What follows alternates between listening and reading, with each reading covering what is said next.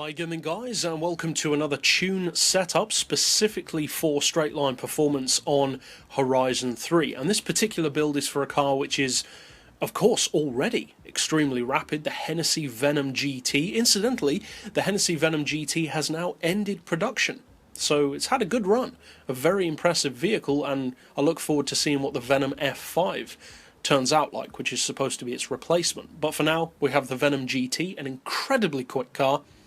Ever since its introduction on Forza, it's been one of the quickest cars in the game.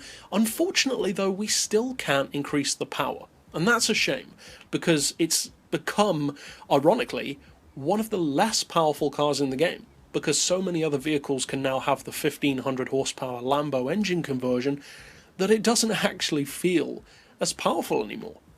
Now, this particular build doesn't make the car the fastest car in the game, because it quite simply isn't the fastest car in the game. However, what this tune does do is it gives you added launch, acceleration, and control in particular, whereas the stock form of the Hennessey Venom is, as far as supercars go, or hypercars, or mega cars, a pretty slippery vehicle. It's not exactly beginner friendly. Now, I'm not saying this tune is beginner friendly, but it's certainly more beginner friendly. Now, the main change that I would recommend doing to the car is, of course, all-wheel drive, as I always recommend, because it just gives you so many advantages.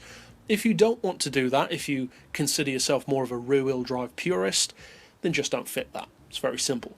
I would recommend it though. Now, as far as the rear wing, I've opted to delete the rear wing, which in actual fact just puts the wing down. And again, it's down to personal preference. You could do that if you want to, or don't if you don't.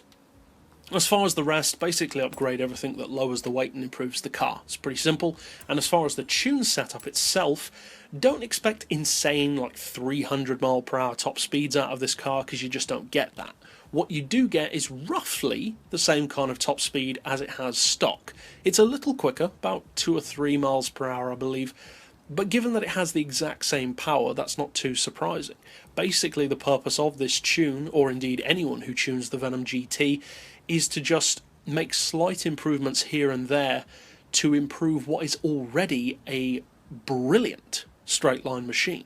Now, in this particular case, it's acceleration that you can make the biggest improvements to. So the top speed is still excellent, but you get there even quicker. Now, as far as the gearbox, I would recommend a final drive of 2.5, then individual gears of 2.9, 2, 1.5, 1.17, 0.94, and 0.78. Then, as far as the rest, as always, I like to leave it very open to interpretation. Blank canvas, so to speak, so that you can adjust it to your personal needs, driving style, and preferences.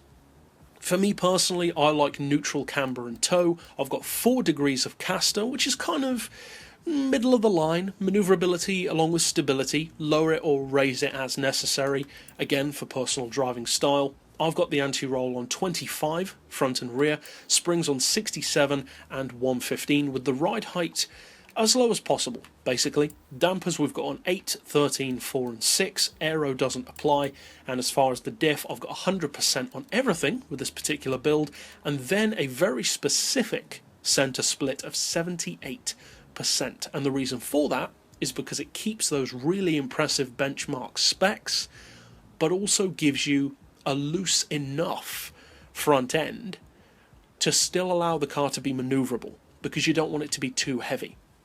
Now, I'm not saying that this car can necessarily corner as sharply as a rear-wheel drive version could, because that's just not the way all-wheel drive works, but what it can allow you to do is to have more grip off the line, make it harder to lose control in the car, make drifting easier to maintain, and most importantly mean that if you catch the curb or the grass, you won't just spin out. You can maintain control, and that's an important thing, especially if you opt to, like I do, turn the rewind off to earn extra cash.